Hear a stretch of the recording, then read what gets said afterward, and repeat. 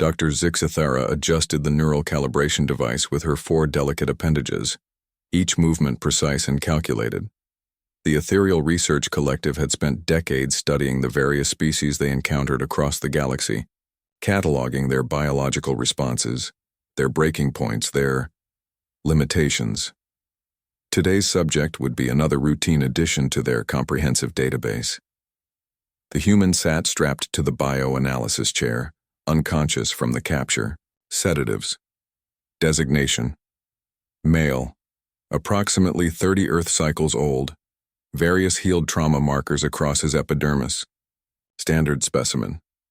Dr. Zixithara's research assistant, Keth Moll, floated nearby in his containment sphere, ready to document the proceedings. Beginning Pain Tolerance Assessment Protocol 7, Dr. Zixithara announced, her voice a melodic whistle, through her breathing slits. Subject: human Terran origin. Expected threshold: moderate, based on preliminary scans of nervous system density. The Ethereals prided themselves on their scientific objectivity. They had tested thousands of species over the millennia. The crystal-skinned Vorthak who shattered at the slightest pressure point stimulation, the gas-form nebulites who dissipated entirely when subjected to electromagnetic discomfort, the insectoid hive minds who collectively screamed through their queen when a single drone experienced distress. Pain tolerance was a crucial metric in their xenobiological research. It determined a species' potential for survival, their capacity for endurance, their worthiness for recruitment. The human's eyes fluttered open as the sedatives wore off. Brown eyes, like many of his species. He took in his surroundings with surprising calm. The sterile white walls, the hovering aliens, the restraints binding his arms and legs. Most species began vocalizing distress immediately. The human simply observed. "Greetings, human," Dr. Zixithara's voice translated through. "The universal communicator. You are participating in a research study. Please remain still."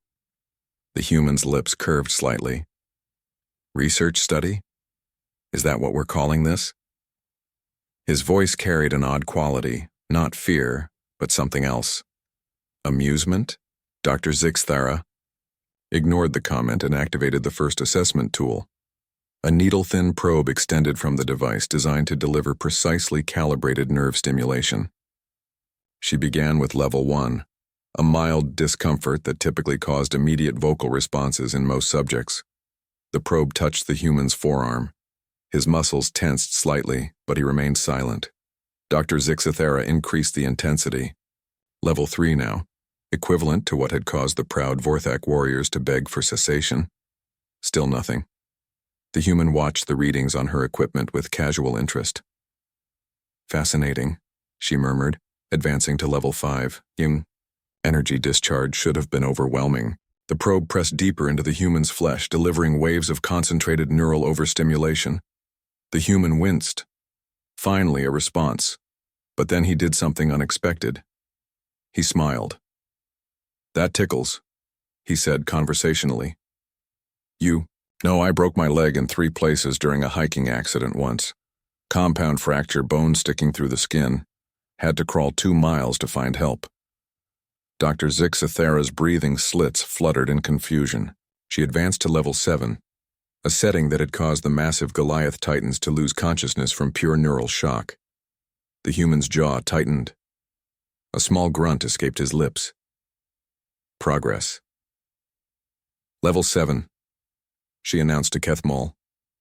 Subject shows minimal distress response, advancing to level 9. "Doctor," Keth Moll's translated voice carried concern. "Level 9 exceeds safety protocols for most species. The human appears remarkably resilient. We must map his complete threshold." The probe hummed with deadly energy as it contacted the human's skin. The bio readings spiked dramatically. Neural activity, heart rate, hormone production. Yet the human merely closed his eyes and began to speak. "My grandmother lived through the siege of Leningrad," he said quietly. 872 days. She told me about eating wallpaper paste to survive, about watching friends freeze to death, about choosing who lived and who died when the food ran out. Dr. Zixthera stared at her readings in disbelief. Level 10 now, a setting they'd never needed to use. The human continued, his voice steady despite the incredible neural assault. My great-grandfather fought in the trenches of World War I, months in the mud, watching his friends die from poison gas. My father survived cancer, 3 rounds of chemotherapy that nearly killed him. He said the cure was worse than the disease, but he never gave up. Level 12. The probe was now delivering energy that should have been lethal to most nervous systems. What are you? Dr. Zixthera whispered. The human opened his eyes and looked directly at her. There was no hatred there, no rage, just an infinite weariness and an unbreakable will. We're human, he said simply. We're born into pain, Dr. Zixthera. We cut our teeth on suffering.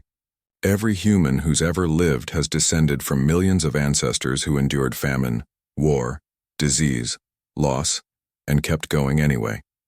Pain isn't our weakness. It's our inheritance.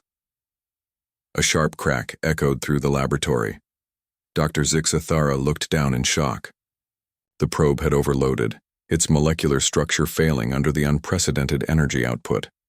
The device that had tested thousands of species across the galaxy had literally broken before the human did. Impossible, she breathed. The humans. Restraints released automatically as the system shut down in emergency protocol.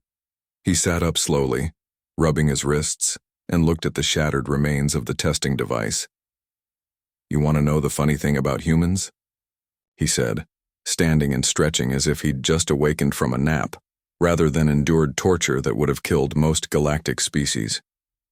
We don't just endure pain, we learn from it. We grow stronger because of it. He walked toward the laboratory door, which had unsealed during the emergency shutdown, and we never ever forget who caused it. Dr. Zixthera watched him leave, her research notes forgotten.